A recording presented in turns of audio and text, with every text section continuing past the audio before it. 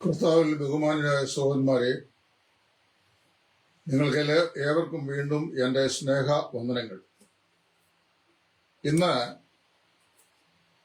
വളരെ വ്യത്യസ്തമായ മറ്റൊരു വിഷയവുമായി ഒരു ചെറിയ വീഡിയോയിൽ വരുവാൻ ആഗ്രഹിക്കുകയാണ്. ഇനിമേൽ സംഭവിക്കാനുള്ളത് എന്നാണ് ഇന്നത്തെ ഞാൻ ചർച്ച ചെയ്യാൻ പോകുന്ന വിഷയത്തിന്റെ ടൈറ്റിൽ.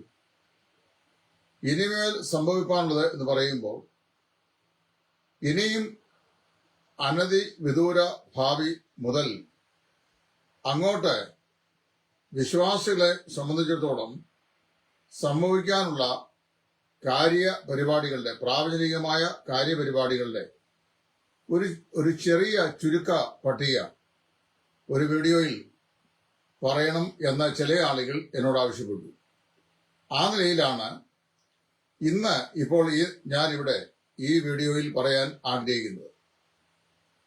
ഇന്ന് ദൈവത്തെ സംബന്ധിച്ചിടത്തോളം ലോകത്തിലെ ഏറ്റവും വിശേഷപ്പെട്ടതും വിലപ്പെട്ടതുമായി ഭൂമിയിൽ സ്ഥിതി ചെയ്യുന്നത് തന്റെ മണവാട്ടിയായ സഭയാണ്. അതായത് രക്ഷിക്കപ്പെട്ടവരുടെ കൂട്ടമാണ്. ഈ കാലഘട്ടത്തെ സഭാ കാലഘട്ടം എന്നും കൃപാ കാലഘട്ടം എന്നും വേദപുസ്തകം വിളിക്കുന്നു.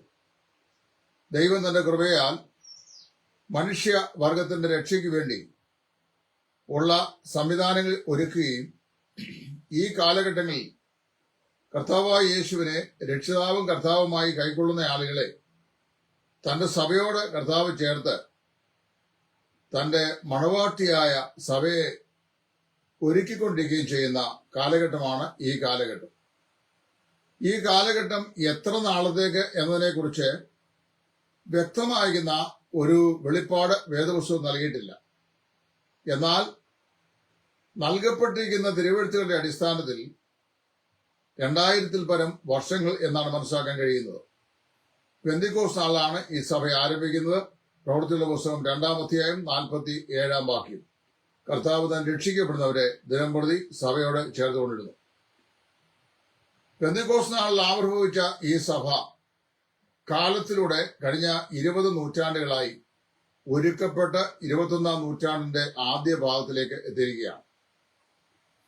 എന്നാൽ ഇത് മുതൽ ഏതു സമയത്തും കർത്താവിന്റെ സഭ ഭൂമിയിൽ നിന്ന് എടുക്കപ്പെടാനുള്ള സാധ്യതയുണ്ട് എന്ന് ദൈവവചനം വായിക്കുമ്പോൾ മനസ്സിലാക്കാൻ സാധിക്കുന്നു. ലോക സംഭവങ്ങൾ അതിന്റെ നാന്ദിയായി അരങ്ങേറിക്കൊണ്ടിരിക്കുന്നു. സഭ ഏതു സമയത്തും ഭൂമിയിൽ നിന്ന് ട്രാൻസ്ലേറ്റ് ചെയ്യപ്പെടാം. അതിന് ഞാൻ രത്നചുരുക്കമായി ഇങ്ങനെ പറയാറുണ്ട്: സഭാ കാലഘട്ടത്തിൽ ദൈവസഭയോട് ചേർക്കപ്പെടാനുള്ള ഏറ്റവും ഒടുവിലത്തെ പാപിയും കൂടെ രക്ഷിക്കപ്പെട്ട് കഴിയുമ്പോൾ 1 തെസ്സലോനി 4-ാം അധ്യായത്തിന്റെ 16-ാം വാക്യം മുതൽ പറയപ്പെടുന്ന വാക്യങ്ങൾ നിവർത്തിക്കപ്പെടും. കർത്താവ് താൻ ഗംഭീര നാദത്തോടും പ്രധാന ദൂതന്റെ ശബ്ദത്തോടും ദൈവത്തിന്റെ കാഹളത്തോടും കൂടെ സ്വർഗത്തിൽ നിന്ന് ഇറങ്ങി വരികയും ക്രിസ്തുവിൽ മരിച്ചവർ മുമ്പേ ഉയർത്തെഴുന്നേൽക്കുകയും ജീവനോട് ശേഷിക്കുന്നവർ അവരോട് ഒരുമിച്ച് രൂപാന്തരപ്പെട്ടവരായി ആകാശമേഘങ്ങളിൽ കർത്താവിനെ എതിർപ്പാൻ എടുക്കപ്പെടുകയും ചെയ്യും. ഈ പ്രവചനം തെസ്സലോനിക്ക ലേഖനത്തിൽ അപ്പോസ്തലനായ പൗലോസ് പറഞ്ഞത് നിവർത്തിക്കപ്പെടാൻ ബന്ധപ്പെടുന്ന ഒരു കാലഘട്ടത്തിലാണ് ഞാൻ നിങ്ങൾ ജീവിക്കുന്നത്. ഏതു സമയത്തും അത് സംഭവിക്കാം. കർത്താവായ യേശു ക്രിസ്തുവിന്റെ പുനരാഗമനത്തിന് 2 ഘട്ടങ്ങളുണ്ടെന്നാണ് വേദപുസ്തകം പഠിക്കുന്ന പുതിയ നിയമ വിഷയങ്ങളിൽ പഠിക്കുന്ന വേദവിദ്യാർത്ഥികൾക്ക് മനസ്സിലാക്കാൻ കഴിഞ്ഞിട്ടുള്ളത്. അതിനെ 2ആയി വിഭജിക്കുന്ന പഠന സൗകര്യാർത്ഥം ഒന്ന് മേഘ പ്രത്യക്ഷതയും മറ്റേത് കർത്താവായ യേശു ക്രിസ്തുവിന്റെ ഭൂമിയിലുള്ള പ്രത്യക്ഷതയും. ആ മേഘപ്രത്യക്ഷത എന്ന് പറയുന്നത് കർത്താവിന്റെ 2ാമത്തെ വരവിനെ രണ്ട് ഭാഗങ്ങളായി തുല്യ കഷ്ണങ്ങളായി മുറിച്ച് വെച്ചിരിക്കുന്നതിൽ അല്ലെങ്കിൽ വിഭജിച്ചു വെച്ചിരിക്കുന്നതിൽ ആദ്യ ഭാഗം കർത്താവ് തന്റെ സഭയെ ചേർക്കുവാനായിട്ട് വരുന്നതാണ്. 1 തെസ്സലോനി 4, 16, 17 വാക്യങ്ങൾ അതിനെക്കുറിച്ചാണ് പരാമർശിക്കുന്നത്. അതേക്കുറിച്ചുള്ള ധാരാളം വിവരണങ്ങൾ പ്രവചന പഠിതാക്കളായ ആളുകൾ അവതരിപ്പിക്കാറുണ്ട്. ഇതിനെ കർത്താവായ യേശു മധ്യാകാശത്തിൽ വരുന്നു. ആ ഭൂമിയിലേക്ക് കർത്താവ് വരുന്നില്ല. കർത്താവിനെ എതിരേൽപ്പാൻ സഭ എടുക്കപ്പെടുന്നു, മേഘങ്ങളിലേക്ക് എടുക്കപ്പെടുന്നു. ഇതിനെ സഭയ്ക്ക് വേണ്ടിയുള്ള കർത്താവിന്റെ വരവ് എന്നാണ് പറയപ്പെടുന്നത്. അങ്ങനെ സഭ എടുക്കപ്പെട്ടു കഴിഞ്ഞാൽ ഏത് സമയത്തും അത് സംഭവിക്കാം. അതിന് ഉള്ള ഏറ്റവും ലളിതമായ ആശയം ഞാൻ പറയാൻ ആഗ്രഹിക്കുന്നത്, സഭായുഗത്തിൽ കർത്താവിന്റെ സഭയോട് ചേർക്കപ്പെടാനുള്ള ഏറ്റവും ഒടുവിലത്തെ പാപിയും കൂടെ രക്ഷിക്കപ്പെട്ട് കഴിയുമ്പോൾ കാഹളം ധ്വനിക്കുകയും കർത്താവിന്റെ വരവുണ്ടാവുകയും സഭ ഉൾപ്രാവണം ചെയ്യപ്പെടുകയും ചെയ്യും. അതേത് സമയം എന്ന് നമുക്കറിയാൻ വയ്യ, കർത്താവിന് മാത്രമേ അതറിയുള്ളൂ. ആകയാൽ അവന് എപ്പോൾ വന്നാലും നമ്മൾ ഒരുക്കമുള്ളവരായിരിക്കാനുള്ള ആജ്ഞാപനമാണ് തിരുവഴുത്തിൽ കർത്താവ് തന്നെ നമുക്ക് നൽകിയിട്ടുള്ളത്. രണ്ടാമത്തെ ഭാഗം എന്ന് പറയുന്നത് കർത്താവിന്റെ മഹത്വ പ്രത്യക്ഷതയാണ്. അതായത് ഒന്നാമത്തെ വരവിന്റെ രണ്ടാം വരവിന്റെ ഒന്നാം ഘട്ടമായ സഭയ്ക്ക് വേണ്ടിയുള്ള വരവിൽ ലോകം അവനെ കാണുന്നില്ല. ദൈവത്തിന്റെ മക്കൾ മാത്രമേ ആ വരവ് അറിയുന്നുള്ളൂ. അവരാണ് ഉൾപ്രാവണം ചെയ്യപ്പെടുന്നത്.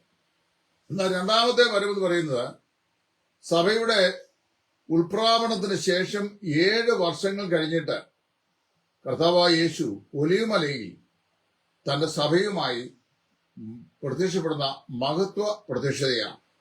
അതേക്കുറിച്ച് ബൈബിളിൽ വളരെ വ്യക്തമായി പറഞ്ഞിട്ടുണ്ട്. മത്തായി 21, 22, 23, 24 അധ്യായങ്ങളൊക്കെ, മർക്കോസ് 13, ലൂക്കോസ് 21, ഇതൊക്കെ ആ കാര്യങ്ങളാണ് പറയുന്നത്. അപ്പോൾ അവിടെ സംഭവിക്കുന്നത് സഭ ഉൾപ്രാവണം ചെയ്യപ്പെടുന്നു. തുടർന്ന് ഈ കർത്താവിന്റെ മഹത്വ പ്രത്യക്ഷതയും മേഘപ്രത്യക്ഷതയും തമ്മിൽ 7 വർഷക്കാലത്തിന്റെ അന്തരാളമുണ്ട്. ഈ കാലഘട്ടത്തെ മഹാപീഡന കാലഘട്ടം എന്നാണ് പൊതുവെ വിളിക്കപ്പെടുന്നത്. വെളിപ്പാട് പുസ്തകം അതിന്റെ 6 മുതൽ 18 വരെയുള്ള അധ്യായങ്ങളിൽ വിവരിക്കപ്പെടുന്ന മുദ്രകൾ, കാഹളങ്ങൾ, കലശങ്ങൾ, ഇവയാലുള്ള ന്യായവിധിയെല്ലാം ഈ മഹാപീഡന കാലഘട്ടത്തിൽ സംഭവിക്കുന്നതാണ്. അത് 7 വർഷത്തേക്കുള്ള കാലഘട്ടത്തേക്കുള്ള പീഡനമാണെന്ന് വിശുദ്ധ വേദപുസ്തകം കൊണ്ട് മനസ്സിലാക്കാൻ സാധിക്കും. സഭ ഉൾപ്രാവണം ചെയ്ത ശേഷം സഭ ഈ 7 വർഷക്കാലം എവിടെയായിരിക്കും എന്നതിനെ കുറിച്ച് വളരെ വ്യത്യസ്തമായിരുന്ന അഭിപ്രായ പ്രകടനങ്ങളുണ്ട്. അതേക്കുറിച്ച് ഇപ്പോൾ ഞാൻ വളരെ വിശദമായി പറയാൻ ആഗ്രഹിക്കുന്നില്ല. മറ്റൊരു വീഡിയോയിൽ അത് ദൈവം അനുവദിച്ചാൽ ചെയ്യുവാൻ ആഗ്രഹിക്കുകയാണ്. അവിടെ പറയുമ്പോൾ സഭ എടുക്കപ്പെട്ട ശേഷം സഭ കർത്താവിനോട് മധ്യാകാശരായിരിക്കും എന്നൊരു പഠിപ്പിക്കലുണ്ട്. YS സാറൊക്കെ അങ്ങനെയാണ് അത് മുൻകാലങ്ങളിൽ പഠിപ്പിച്ചിട്ടുള്ളത്. എന്നാൽ സഭ മധ്യാകാശരായിരിക്കും എന്നതിനെ കുറിച്ച് നമുക്ക് തെളിവായി പറയുന്ന വാക്യങ്ങളൊന്നും ബൈബിളിലില്ല. അവിടെ ഈ ആകാശമേഘങ്ങളിലേക്ക് എടുക്കപ്പെടും എന്ന് പറയുന്നതുകൊണ്ട് കർത്താവ് മധ്യാകാശത്തിൽ സഭയുമായി ഇരിക്കുമെന്ന് ഞാൻ കരുതുന്നില്ല. കർത്താവ് വരുന്ന സ്വർഗത്തിൽ നിന്നാണ് എന്ന് നമ്മൾ മനസ്സിലാക്കുന്നു. കർത്താവ് സ്വർഗത്തിൽ നിന്നാൽ സ്വർഗത്തിലോട്ട് തന്നെ കർത്താവ് സഭയും കൊണ്ട് പോകും എന്ന് വിശ്വസിക്കാനാണ് കൂടുതൽ ന്യായമുള്ളത്. ഏറ്റവും യുക്തിസഹമായതും അത് തന്നെയാണ്. ആ 7 വർഷക്കാലം, അതായത് സഭയെ എടുത്ത ശേഷം കർത്താവിന്റെ മഹത്വ പ്രത്യക്ഷത സംഭവിക്കുന്നതിന് മുമ്പ് സഭയുടെ ഉൾപ്രാവണത്തിനും മഹത്വ പ്രത്യക്ഷതയ്ക്കും ഇടയ്ക്കുള്ള 7 വർഷക്കാലം ഭൂമിയിൽ മഹാപീഡനം നടക്കുന്ന കാലഘട്ടങ്ങളിൽ നമ്മൾ വെളിപ്പാട് പുസ്തകവും മറ്റും പഠിക്കുമ്പോൾ സഭ ക്രിസ്തുവിന്റെ ന്യായാസന മുമ്പാകെ ന്യായം വിസ്തരിക്കപ്പെട്ട് പ്രതിഫലാർഹയായി പ്രതിഫലം പ്രാപിച്ച മണവാട്ടിയുമായിട്ടാണ് കർത്താവ് പിന്നീട് ഈ ഒലിവുമലയിലേക്ക് ഇറങ്ങി വരുന്നത്. നമ്മൾ സഖരിയാ പ്രവാചകന്റെ പുസ്തകം 12 ഒക്കെ വായിക്കുമ്പോൾ അവിടുത്തെ രേഖപ്പെടുത്തിയിട്ടുണ്ട്. ആ റെഫറൻസുകളെല്ലാം കൂടെ ഇപ്പൊ ഈ ഒരു വീഡിയോയിൽ പറയാൻ സാധിക്കുന്നില്ല. അതുകൊണ്ട് അവയെ അണിനിരത്തില്ല എന്ന് മാത്രമേ ഉള്ളൂ. അങ്ങനെ കർത്താവ് മടങ്ങി വരും. ഈ 7 വർഷ കാലയളവിൽ സഭയും ക്രിസ്തുവും മധ്യാകാശത്തിലായിരിക്കുമെന്ന് പ്രസ്താവിക്കുന്ന ഒരു വാക്യവും ബൈബിളില്ല. എന്നാൽ നമ്മൾ യുക്തി കൊണ്ട് കുറെ ആലോചനയൊക്കെ പറഞ്ഞ് അങ്ങോട്ട് വ്യാഖ്യാനിച്ച് ഇവിടെ ആയിരിക്കാം എന്നൊക്കെ അനുമാനിക്കുകയാണ് ചെയ്യുന്നത്. കർത്താവ് സ്വർഗത്തിൽ നിന്ന് വരുന്നു, സ്വർഗത്തിലേക്ക് തന്നെ കൊണ്ടുപോകുന്നു. സ്വർഗവും സ്വർഗങ്ങളും സ്വർഗാദി സ്വർഗങ്ങളും ഉണ്ട്. അതിലേത് സ്വർഗത്തിലാണെന്നും നമുക്ക് അറിയാൻ വയ്യ. 7 വർഷം കഴിയുമ്പോൾ ആ 7 വർഷ കാലഘട്ടത്തിൽ ആന്റി ക്രൈസ്റ്റ് എന്ന് പറയുന്ന ഒരു വലിയ ലോകൈക നേതാവിന്റെ നേതൃത്വത്തിൽ ഇസ്രായേലിൽ ഒരു കിരാതമായ ഭരണം നടക്കുകയും അതികഠിനമായ നിലയിൽ വലിയ മഹാപീഡനം ഉണ്ടാവുകയും ചെയ്യും.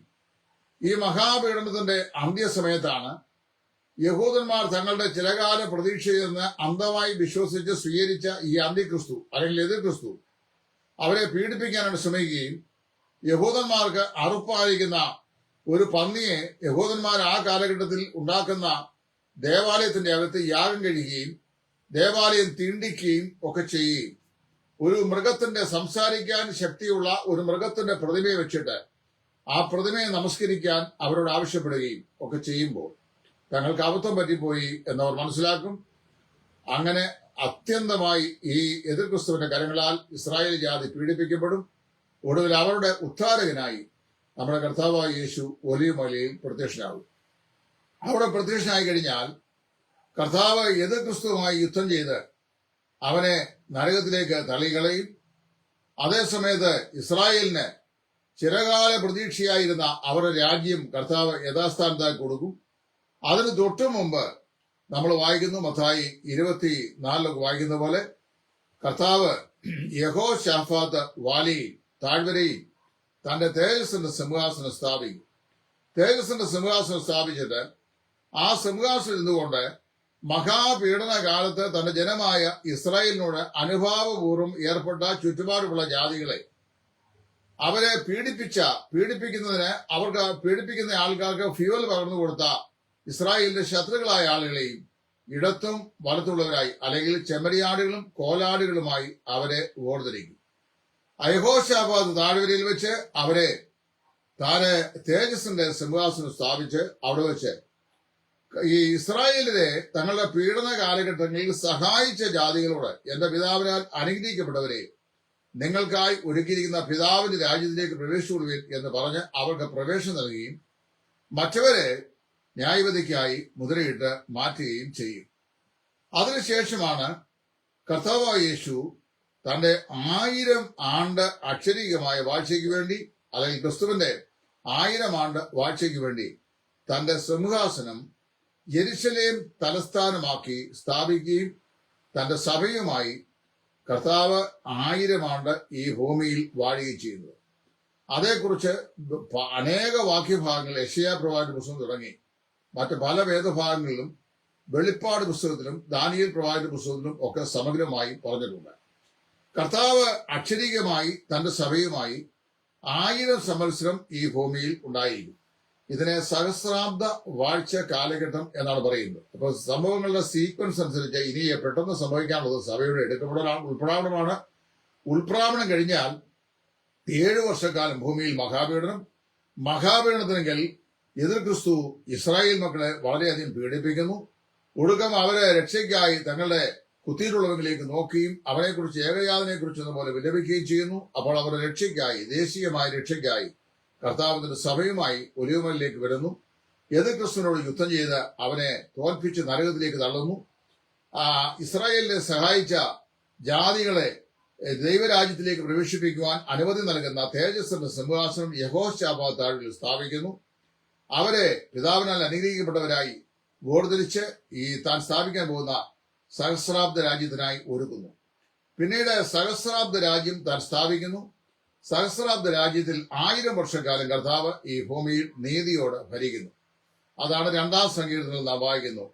ഈ കർത്താവിനെ ഞാൻ എന്റെ വിശുദ്ധ പർവ്വതത്തിൽ എന്റെ കർത്താവിനെ രാജാവായി വാഴിച്ചിരിക്കുന്നു എന്നൊക്കെ പറയുന്ന വേദഭാഗം കർത്താവിന്റെ സഹസ്രാബ്ദ വാഴ്ചക്കാലത്തെ രാജഭരണത്തെ ഓർപ്പിക്കുന്ന ആ നാളിൽ ലോകത്തിലുള്ള സകല ആളുകളും കർത്താവിനോടുകൂടെ കർത്താവിന്റെ സന്നയിൽ യെരൂശലേം ആസ്ഥാനമാക്കി ഭരിക്കുന്ന ആ ഭരണവ്യവസ്ഥയിൽ ഉണ്ടായിരിക്കും. എന്നാൽ അതിനു മുമ്പ് ഒരു കാര്യം സംഭവിക്കുന്നുണ്ട്. വളരെ വ്യക്തമായി നമ്മൾ വായിക്കുന്നു വെളിപ്പാട് പുസ്തകം 20-ാം അധ്യായത്തിന്റെ ആദ്യം മുതലുള്ള വാക്യങ്ങൾ. അവിടെ വായിക്കുമ്പോൾ പിശാചും മഹാസർപ്പവും പഴയ പാമ്പും എന്നറിയപ്പെടുന്ന സാക്ഷാൽ പിശാചിനെ സ്വർഗത്തിൽ ഒരു ദൂതൻ ഒരു ചങ്ങലയും പൂട്ടുമായി ഇറങ്ങി വന്നിട്ട് പിടിച്ച് അഗാധ കൂപം ബോട്ടംലെസ് പിറ്റിൽ ഇട്ട് പൂട്ടുന്നു. അങ്ങനെ പൂട്ടുകയാൽ 1000 വർഷത്തേക്ക് ഭൂമിയിൽ ഊടാടി സഞ്ചരിക്കാനോ മനുഷ്യനെ വഞ്ചിക്കാനോ പാപം ചെയ്യിക്കാനോ അവന് സാധിക്കാതെ വരുന്നു. കാരണം അവൻ അവിടെ ബന്ധിക്കപ്പെടുകയാണ്. സാത്താനെ ബന്ധിച്ച ശേഷമാണ് യേശു 1000 വർഷക്കാലം അക്ഷരീയമായി ഈ ഭൂമിയിൽ വാഴുന്നത്. അങ്ങനെ 1000 ആണ്ട് വാഴ്ചയ്ക്ക് ശേഷം ഇതിനിടയ്ക്ക് ഒരു കാര്യം പറയാൻ ഞാൻ മറന്നുപോയി. പഴയ നിയമവിശുദ്ധന്മാരും പുതിയ നിയമവിശുദ്ധന്മാരും 2 ഘട്ടങ്ങളിലായി ഉയർത്തുനിൽക്കുമെന്നാണ് പൊതുവെ വേർപെട്ട ദൈവത്തിന്റെ മധ്യത്തിലുള്ള പഠിപ്പിക്കലുകൾ. എന്നാൽ ഞാൻ വ്യത്യസ്തമായി ചിന്തിക്കുകയും മനസ്സിലാക്കുകയും ചെയ്ത ഒരാളാണ്. നിങ്ങൾക്ക് നിങ്ങളുടെ വിശ്വാസമാകാം. കാരണം അത് രക്ഷയെ ബാധിക്കുന്ന വിഷയമല്ല. ആദാം മുതൽ സകല വിശുദ്ധന്മാരും കർത്താവിന്റെ വരവെങ്കിലെ മധ്യാകാശത്തിലെ വരവെങ്കിൽ ഉയർത്തുനിൽക്കുമെന്നും അത് ഒന്നാം പുനരുത്ഥാനത്തിന്റെ നിരയിൽ ആ പുനരുത്ഥാനം വരുമെന്നും പുനരുത്ഥാനത്തിന് മൂന്ന് നിലകളേ ഉള്ളൂ.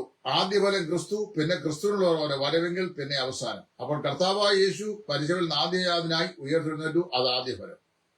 പിന്നെയുള്ളത് ഒന്നാം പുനരുത്ഥാനമാണ്. അത് വിശുദ്ധന്മാരുടെ പുനരുത്ഥാനമാണ്. അതിന് പല ഘട്ടങ്ങളുമുണ്ട്.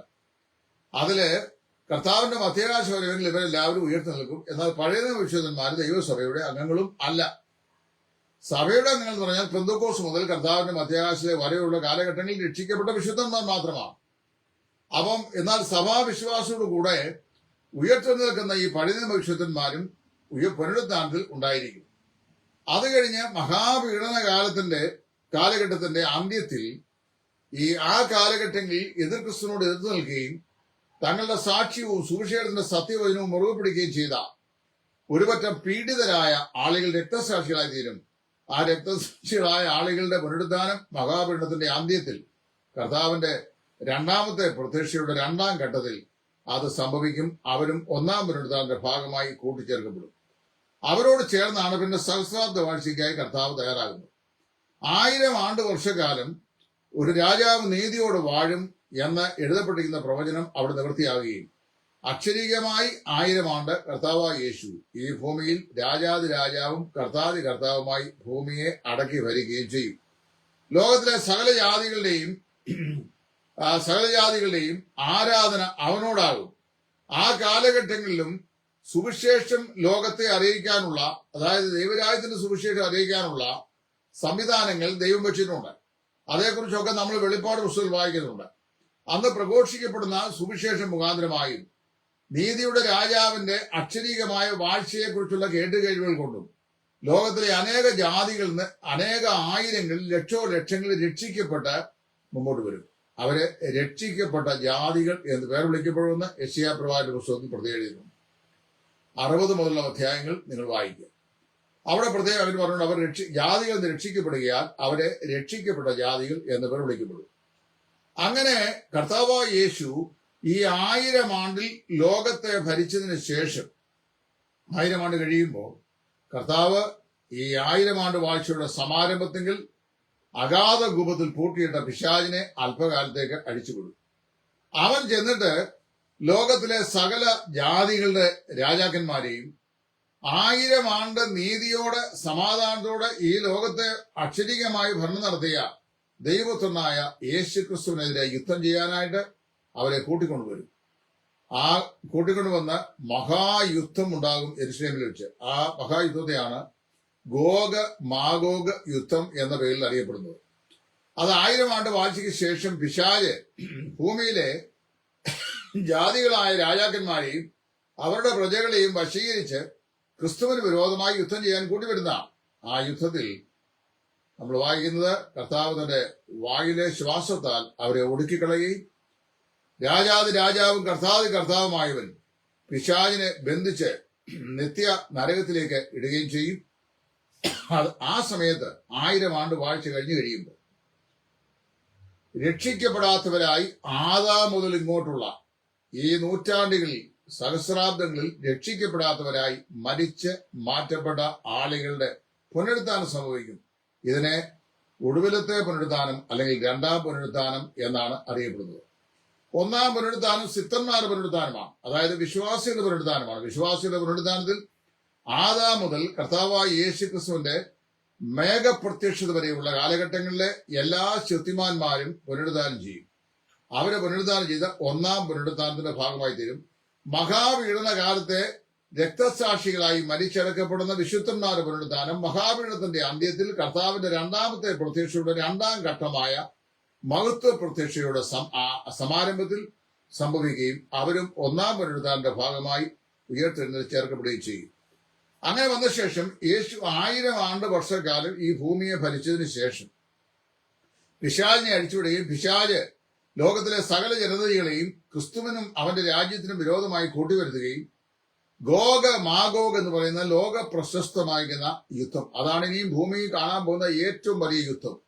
ദൈവപുത്രനെതിരായി 1000 ആണ്ട് നേരിട്ട് അവൻ ഭൂമിയിൽ നീതിയോടെ ഭരണം നടത്തി അവന്റെ ഭരണത്തിന്റെ നന്മ അനുഭവിച്ച മനുഷ്യർ തന്നെ അവന് വിരോധമായി പിശാചാൽ വശീകരിക്കപ്പെട്ട് യുദ്ധത്തിനായി വരികയും കർത്താവായ ദൈവം തന്റെ വായിലെ ശ്വാസത്താൽ അവരെ ഒടുക്കിക്കളയുകയും പിശാചിനെ ബന്ധിച്ച് നിത്യ നരകത്തിലേക്ക് തള്ളുകയും ചെയ്യും. അതിനെ തുടർന്ന് മരിച്ചടക്കപ്പെട്ട സിദ്ധന്മാരല്ലാത്ത ദുഷ്ടന്മാരായ ആളുകളുടെ ആത്മാക്കൾ പുനരുദ്ധാനം ചെയ്യും. ഇതിനെ രണ്ടാം പുനരുദ്ധാനം എന്നാണ് പറയുന്നത്. അപ്പൊ പുനരുദ്ധാനം 3 ഉള്ളൂ. ആദ്യഫലം ആദ്യഫലമായി ക്രിസ്തുവിന്റെ പുനരുദ്ധാനം, പിന്നെ ഒന്നാം പുനരുദ്ധാനം, പിന്നെ ഒടുവിലത്തെ പുനരുദ്ധാനം അല്ലെങ്കിൽ രണ്ടാം പുനരുദ്ധാനം. ഈ രണ്ടാം പുനരുദ്ധാനത്തിൽ നമ്മൾ വായിക്കുമ്പോൾ സമുദ്രം, ആകാശം, ഭൂമി തങ്ങളിലുള്ള മൃതന്മാരെ ഏൽപ്പിച്ചു കൊടുത്തേച്ച് നമ്മൾ വെളിപ്പാട് പുസ്തകം 20:14 മുതൽ വാക്കുകൾ വായിക്കുമ്പോൾ, ഞാൻ വലിയൊരു വെള്ളസിംഹാസനവും അതിന്മേൽ ഒരുവൻ ഇരിക്കുന്നതും കണ്ടു. അവന്റെ മുമ്പാകെ ഭൂമിയിലെ മനുഷ്യർ ആബാലവൃത്തം ഉയർത്തെഴുന്നേറ്റ് നിന്നു. പുസ്തകങ്ങൾ കൊണ്ടുവന്നു. പുസ്തകങ്ങൾ തുറക്കപ്പെട്ടു. ജീവപുസ്തകം എന്ന് എഴുതപ്പെട്ടിരിക്കുന്ന ഒരു പുസ്തകവും കൊണ്ടുവന്നു. പുസ്തകങ്ങളിൽ എഴുതിയിരിക്കുന്ന പ്രവൃത്തിക്കടുത്ത ന്യായവിധി അവർക്കുണ്ടായി. എന്നാൽ ജീവപുസ്തകത്തിൽ പേരെഴുതി കാണാത്ത ഏവനെയും തീപ്പൊയ്കയിൽ തള്ളിയിട്ടു. ഈ തീപ്പൊയ്ക രണ്ടാം മരണം എന്ന് പറയുന്നു. അപ്പൊ രണ്ടാം പുനരുദ്ധാനം രണ്ടാം മരണത്തിനായിട്ടുള്ള പുനരുദ്ധാനമാണ്, അല്ലെങ്കിൽ നരകത്തിനായിട്ടുള്ള പുനരുദ്ധാനമാണ്. അത് 1000 ആണ്ട് വാഴ്ചയുടെ അവസാനത്തിൽ സംഭവിക്കും. 1000 ആണ്ട് വാഴ്ചയുടെ അവസാനത്തിൽ സാത്താനെ ബന്ധിക്കുകയും നരകത്തിലേക്ക് തള്ളുകയും പിന്നെ ഗോഗമാഗോ യുദ്ധത്തിൽ ക്രിസ്തുവിനും അവന്റെ രാജ്യത്തിനും വിരോധമായി വന്ന സകല ശക്തിയെയും തന്റെ വായിലെ ശ്വാസത്താൽ കർത്താവ് ഒടുക്കിക്കളയുകയും ചെയ്ത ശേഷം, നമ്മൾ തിരുവഴുത്തിൽ വായിക്കുന്ന പോലെ ഈ സാത്താന്റെ ന്യായവിധി കഴിഞ്ഞു, ദുഷ്ടന്മാരുടെ പുനരുദ്ധാനം കഴിഞ്ഞു, അവരെയും ശിക്ഷ വിധിച്ച് നിത്യ നരകാഗ്നിയിലേക്ക് തള്ളിക്കളയും. അവിടെയാണ് നാം വായിക്കുന്നത്, ഞാൻ നിങ്ങളെ ഒരു നാളും അറിയുന്നില്ല എന്ന് പറഞ്ഞ് കർത്താവ് നരകത്തേക്ക് തള്ളുന്നത് അവിടെയാണ്. അത് 1000 ആണ്ട് വാഴ്ചയ്ക്ക് ശേഷമാണ്. 1000 ആണ്ട് വാഴ്ച കഴിഞ്ഞാൽ പിന്നെ എന്ത് സംഭവിക്കും എന്നാണ് പല ആളുകളും സംശയമുള്ള മറ്റൊന്ന്. ഞാനിപ്പോ സഭയുടെ ഉൾപ്രാവണം ഒരുങ്ങോട്ടുള്ള ഘട്ടം പറഞ്ഞു വരികയാണ്. 1000 ആണ്ട് വാഴ്ച കഴിഞ്ഞാൽ പിന്നെന്താണ് സംഭവിക്കുന്നത്? 1000 ആണ്ട് വാഴ്ചക്കാലം യേശുക്രിസ്തുവിന്റെ അക്ഷരികമായ ഭരണം കഴിഞ്ഞാൽ പിന്നെ സംഭവിക്കുന്നത്, ഈ ദുഷ്ടഭൂമിയെ അല്ലെങ്കിൽ പാപത്തിന്റെ പാപപാശങ്ങൾ പേറി നൂറ്റാണ്ടുകളും സഹസ്രാബ്ദങ്ങളുമായി ആദാം മുതലുള്ള മാനവരാശിയുടെ മുഴുവൻ കണ്ണുനീരും കുടിച്ച് കുതിർന്ന ഈ ഭൂമി, രക്തസാക്ഷികളുടെ രക്തം കുടിച്ച് കുതിർന്ന ഈ ഭൂമി, അനീതി നിറഞ്ഞ ഈ ഭൂമി, ദുഷ്ടതയും പാപവും നിറഞ്ഞ ഈ ഭൂമി, ആ ഭൂമിയെ ദൈവം അഗ്നി കൊണ്ട് ശുദ്ധീകരിക്കും. അവിടെ നമ്മൾ വായിക്കും, പത്രോസ് പറയുമ്പോൾ, ഒന്നാമത്തെ ഭൂമിയെ ദൈവം പ്രളയത്താൽ നശിപ്പിച്ചു, എങ്കിൽ ഇപ്പോഴത്തെ ഭൂമിയെ ദൈവം അഗ്നിക്കായി സൂക്ഷിച്ചിരിക്കുന്നു എന്ന് പറഞ്ഞിട്ട് മൂലപദാർത്ഥങ്ങൾ കത്തി അഴിയും എന്ന് തന്നെ വളരെ വ്യക്തമായി പറഞ്ഞിട്ടുണ്ട്. എന്ന് പറഞ്ഞു കഴിഞ്ഞാൽ എബ്രായലേഖനം 1-ാം അധ്യായത്തിൽ പറയപ്പെടുന്ന വിശദീകരണം അനുസരിച്ച് വലിയൊരു ശാസ്ത്രീയ സത്യയോട് പറയുന്നുണ്ട്. നാം കാണുന്ന ഈ ലോകത്തിന് കാണപ്പെടുന്നതല്ല കാരണം എന്ന് പെരുമാറ പ്രപഞ്ചം ദൈവത്തിന്റെ വചനത്താൽ സൃഷ്ടിക്കപ്പെട്ടു എന്ന് നാം അറിയുന്നു. അതായത് നമ്മൾ കാണപ്പെടുന്ന ഈ മെറ്റീരിയൽ വേൾഡിനെ കാണപ്പെടാത്തതാണ് കാരണമായി തീർന്നത്. അതെന്താണെന്ന് ആൽബർട്ട് ഐൻസ്റ്റീൻ വെളിപ്പെടുത്തിയിട്ടുണ്ട്. അദ്ദേഹം പറയുന്നത്, ഈ സകല മാസും ഈ പറയപ്പെട്ട സകല വസ്തുക്കളും ഉണ്ടായിരിക്കുന്നത് എനർജിയിൽ നിന്നാണ്. ഉണ്ടാകട്ടെ എന്ന് ദൈവം കൽപ്പിച്ചപ്പോൾ ദൈവത്തിന്റെ അതിരത്തിൽ നിന്ന് പുറപ്പെട്ടു വന്ന എനർജിയാലാണ് ഈ പറയപ്പെട്ടതെല്ലാം ഉണ്ടായത്. അപ്പം ഈ എനർജിയെ മാസാക്കി മാറ്റി. അതായത് ദൈവത്തിന്റെ എനർജി ആണ് ഈ സൃഷ്ടിയുടെ പിറകിൽ പ്രവർത്തിച്ചത്. അപ്പൊ തീ കൊണ്ട് മൂലപദാർത്ഥം എന്ന് പറഞ്ഞാൽ ആറ്റമാണ്. ആറ്റം കത്തി അഴിയെന്ന് പറഞ്ഞു കഴിഞ്ഞാൽ അത് കത്തി അഴിയുമ്പോൾ ആറ്റം വിഭജിക്കപ്പെടും. ആറ്റം വിഭജിക്കപ്പെട്ടു കഴിഞ്ഞാൽ പിന്നെ മാസ് ഇല്ല, അതോടുകൂടി എനർജി ആയിട്ട് അത് മാറ്റപ്പെടുകയാണ്. അപ്പൊ E=mc² എന്ന് പറയുന്ന ആൽബർട്ട് ഐൻസ്റ്റീന്റെ ആപ്തവാക്യം അക്ഷരീകമായി സംഭവിക്കാൻ പോകുന്നത് ഈ സഹസ്രാബ്ദ വാഴ്ചയുടെ അന്ത്യത്തിലാണ്. ഈ ഭൂമിയെ ദൈവം ശുദ്ധീകരിക്കുന്ന ബദലാണ്. അപ്പൊ മൂലപദാർത്ഥങ്ങൾ കത്തിയഴിയുകയും വസ്തുക്കൾ അതിന്റെ ആറ്റോമിക് ഘടനയിൽ തന്നെ അത് എക്സ്പ്ലോഡ് ആയിട്ട് എനർജിയായിട്ട് അത് വീണ്ടും മാറ്റപ്പെട്ടു കഴിയുമ്പോൾ പിന്നെ മാസ് ഇല്ലാതാകും. ഇപ്പോഴത്തെ ഭൂമി ഇല്ല. ആകാശവും വസ്ത്രം പോലെ അവന്റെ മുമ്പാകെ അത് ചുരുണ്ട് മാറിപ്പോകും. അപ്പോൾ ഈ ആകാശവും ഭൂമിയും ദൈവം അഗ്നിയാൽ ശുദ്ധീകരിച്ച ശേഷം ഇത് യെശയ്യാ പ്രവാചക പുസ്തകം 65 ഇതാ ഞാൻ പുതിയതൊന്ന് സൃഷ്ടിക്കുന്നു. അതായത് പുതുവാന ഭൂമണ്ഡലം എന്ന് പറയും. അത് ഈ സഹസ്രാബ്ദ വാഴ്ചാനന്തരം ഇപ്പോഴത്തെ ഭൂമിയെ ദൈവം അഗ്നി കൊണ്ട് ശുദ്ധീകരണം ചെയ്ത ശേഷം ഈ ഭൂമി ആകാശം കൊടുമുഴക്കത്തോടെ നീങ്ങിപ്പോവുകയും ഭൂമി വെന്ത് അഴിഞ്ഞു പോവുകയും ഇപ്പോഴത്തെ ഭൂമി ഇല്ലാതെയായി തീരുകയും ചെയ്ത ശേഷം ദൈവം പുതിയ ആകാശത്തെയും പുതിയ ഭൂമിയെയും സൃഷ്ടിക്കും. പുതിയ ആകാശവും പുതിയ ഭൂമിയും സൃഷ്ടിക്കുന്നത് നാം ജീവിക്കുന്ന ഈ ഭൂമണ്ഡലത്തിൽ തന്നെയാണോ അതോ വ്യത്യസ്തമായ വേറെ ഏതെങ്കിലും മണ്ഡലത്തിലാണോ എന്നതിനെ കുറിച്ച് ബൈബിൾ കമ്മ എന്നൊരക്ഷരം പറഞ്ഞിട്ടില്ല. അതുപോലെ നമുക്ക് ആർക്കും അതിനെ പ്രവചനീയമായി പറയാൻ കഴിയില്ല. ആരെങ്കിലും ചോദിക്കും, YSKL സാറൊക്കെ എഴുതിയപ്പോൾ വളരെ സുദീർഘമായി തന്റെ ഭാവനയിൽ ആ കാര്യങ്ങളെ കുറിച്ച് എഴുതിയിട്ടുണ്ട്. എന്നാൽ അതിനെക്കുറിച്ച് ഞാൻ ആ നിലയിൽ ചിന്തിക്കുന്നില്ല. It is not so necessarily ഇവിടെ തന്നെ ആയിരിക്കണം എന്നല്ല, അത് വേറെ സ്ഥലത്തായിരിക്കാം. പക്ഷെ എവിടെയായിരിക്കും എന്ന് കർത്താവ് പറഞ്ഞില്ല. അതിനെ പുതിയ ആകാശവും പുതിയ ഭൂമിയും എന്നാണ് പറയുന്നത്. 1000 ആണ്ട് വാഴ്ചയ്ക്ക് ശേഷം സകലകാല വിശുദ്ധന്മാരോടും തന്റെ സഭയോടും കൂടെ കർത്താവ് പ്രവേശിക്കുന്നത് പുതിയ ആകാശ ഭൂമിയിലേക്കാണ്. പുതിയ ആകാശ ഭൂമിയിലേക്ക് സഭ പ്രവേശിച്ചു കഴിയുമ്പോൾ അത് എത്ര കാലങ്ങൾ, അതായത് കാലങ്ങളോ കാലാന്തരങ്ങളോ യുഗങ്ങളോ ആണ് എന്ന് വേദപുസ്തകം പറയുന്നില്ല. എത്ര കാലം അവിടെ സഭയും വിശുദ്ധന്മാരുമായി പുതുവാനഭൂമിയിൽ ഉണ്ടായിരിക്കും എന്ന് പറഞ്ഞിട്ടില്ല. അതുകൊണ്ട് നമുക്ക് അതിനെക്കുറിച്ച് യാതൊന്നും പറയാനായിട്ട് സാധിക്കില്ല. എന്നാൽ പുതുവാന ഭൂമണ്ഡലങ്ങളിലെ നിവാസത്തിന് ശേഷം, അത് എത്ര കാലമാണോ യുഗമാണെന്നോ നമുക്കറിയാൻ വയ്യ, അവിടെ അതിനുശേഷമാണ് വെളിപ്പാട് പുസ്തകം 22-ാം അധ്യായത്തിലെ പ്രമേയത്തിലേക്ക് വരുന്നത്. ഇനി കാലം ഇനി ഇല്ല എന്ന് പറഞ്ഞാൽ കാലത്തിന് വഴിമാറിയിട്ട് കാലം ഇല്ലാതെയായി തീർന്നൊരു കാലം വരുന്നു. അതോടെ കാലവും സമയവും സമയത്തിന്റെ പരിമിതിയും ഇല്ലാതെയാകുകയും അനന്തകാല നിത്യതയിലേക്ക് കർത്താവ് തന്റെ ജനവുമായി ചേർക്കപ്പെടുകയും അങ്ങനെ കർത്താവായ യേശു ക്രിസ്തുവോടുകൂടെ അനന്ത നിത്യതയിൽ നാം നിത്യം ആനന്ദിച്ചുകൊണ്ട് കർത്താവിനെ ആരാധിച്ചവനും അവനെ മഹത്വപ്പെടുത്തി ജീവിക്കുകയും ചെയ്യും എന്നാണ് ദൈവവചനം പറയുന്നത്. അപ്പോൾ വാസ്തവത്തിൽ ഈ മേലാൽ സംഭവിക്കാനുള്ള പ്രാപഞ്ചികമായ കാര്യപരിപാടിയുടെ ഒരു ഹ്രസ്വ രൂപമാണ് ഞാനിപ്പോൾ പറഞ്ഞത്. സഭയുടെ ഉൾപ്രാവണാനന്തരം സഭയുടെ ന്യായവിധി, 2 കൊരിന്ത്യർ 5:10, അവനവൻ ശരീരത്തിലിരിക്കുമ്പോൾ ചെയ്യുന്നത് നല്ലതാകലും തീയതാകലും തക്കവണ്ണം പ്രാപിക്കേണ്ടതെന്ന് നാം എല്ലാവരും ക്രിസ്തുവിന്റെ ന്യായാസനം മുമ്പാകെ നിൽക്കേണ്ടി വരുമെന്ന് പൗലോസ് കൊരിന്ത്യരോട് പറഞ്ഞ വാക്യം അവിടെ സ്ഥാപിക്കുകയാണ്. കർത്താവിന്റെ ഭീമ സീറ്റിൽ, അതായത് സിംഹാസനം, ന്യായവിസ്താര സിംഹാസനം ഇരിക്കുകയും സഭയെ ന്യായം വിധിക്കുകയും പ്രതിഫലം നൽകുകയും പ്രതിഫലങ്ങൾ കിരീടങ്ങളായി അവരെ അണിയിക്കുകയും കിരീടധാരണിയായി മണവാട്ടിയായ സഭ 7 സംവത്സരങ്ങൾക്ക് ശേഷം ഒലിവുമലയിൽ കർത്താവിനോട് പ്രത്യക്ഷനാകുകയും അവിടെ വെച്ച് ഈ മഹാപീഡന കാലത്ത് പീഡിപ്പിക്കപ്പെട്ട യഹൂദന്മാർക്ക് രാജ്യം യഥാസ്ഥാനത്താക്കി കൊടുക്കുക എന്നുള്ള ചിരകാല സ്വപ്നം സ്ഥാപിതമാക്കുന്നതിന് തൊട്ടു മുമ്പ് യഹോശാഫാത്ത് താഴ്വരയിൽ മത്തായി 21, മാർക്കോസ് 13, ലൂക്കോസ് 21 അധ്യായങ്ങളിൽ പറയപ്പെടുന്ന പോലെ യഹോശാഫാത്ത് താഴ്വരയിൽ വെച്ച് ഇടയൻ ചെമ്മരിയാടുകളെയും കോലാടുകളെയും വേർതിരിക്കുന്ന പോലെ ഇസ്രായേലിനെ സഹായിച്ചവരെയും അവരോട് ശത്രുത പ്രവർത്തിച്ചവരെയും വേർതിരിക്കുകയും അവരെ സഹായിച്ചവരെ എന്റെ പിതാവിനാൽ അനുഗ്രഹിക്കപ്പെട്ടവരെ ലോകസ്ഥാപനം മുതൽ നിങ്ങൾക്കായി ഒരുക്കുന്ന പിതാവിന്റെ രാജ്യത്തിലേക്ക് പ്രവേശിക്കുമെന്ന് പറഞ്ഞ് അനുഗ്രഹിച്ച് പ്രവേശിപ്പിക്കുകയും അതിനുശേഷം കർത്താവ് പിശാചിനെ ബന്ധിച്ചിട്ട് 1000 ആണ്ടേക്ക് തന്റെ സിംഹാസനം യെരൂശലേമിൽ അക്ഷരികമായി സ്ഥാപിച്ച് സഭയോടുകൂടെ ഈ ഭൂമിയിൽ അക്ഷരികമായി താന് വാഴും. ആ 1000 ആണ്ട് വാഴ്ചയ്ക്ക് ശേഷം മരിച്ച ദുഷ്ടന്മാരുടെ ആത്മാക്കൾ ആപാലവൃത്തം ഉയർത്തി നിൽക്കുകയും വെള്ളസിംഹാസനം സ്ഥാപിച്ച് അവിടെ വെച്ച് അവരെ ന്യായം വിധിക്കുകയും അതിന് തൊട്ടുമുമ്പ് ഗോഗ് മാഗോഗ് എന്ന് പറയുന്ന ഭയാനകമായ യുദ്ധം, അതിനൊടുവില് ഗോഗ് മാഗോഗ് ഭയാനകമായ യുദ്ധം ഉണ്ടാവുകയും ആ യുദ്ധത്തിൽ കർത്താവിന് വിരോധമായി വരുന്ന കോടാനുകൂടി ജനതകൾ അവന്റെ വായിലെ ശ്വാസത്താൽ ഒടുങ്ങിപ്പോവുകയും കർത്താവിനെ തോൽപ്പിക്കുകയും പിശാച് ബന്ധിതനായി നിത്യനരകത്തിലേക്ക് എറിയപ്പെടുകയും ചെയ്യും. ദുഷ്ടന്മാരുടെ ആത്മാക്കളെയും ശിക്ഷ വിധിച്ച് നിത്യ നരകത്തിലേക്ക് എറിയും. അതിനുശേഷം ഭൂമിയെ കർത്താവ് ശുദ്ധീകരിക്കും. പുതുവാന ഭൂമണ്ഡലങ്ങൾ സൃഷ്ടിക്കപ്പെടും.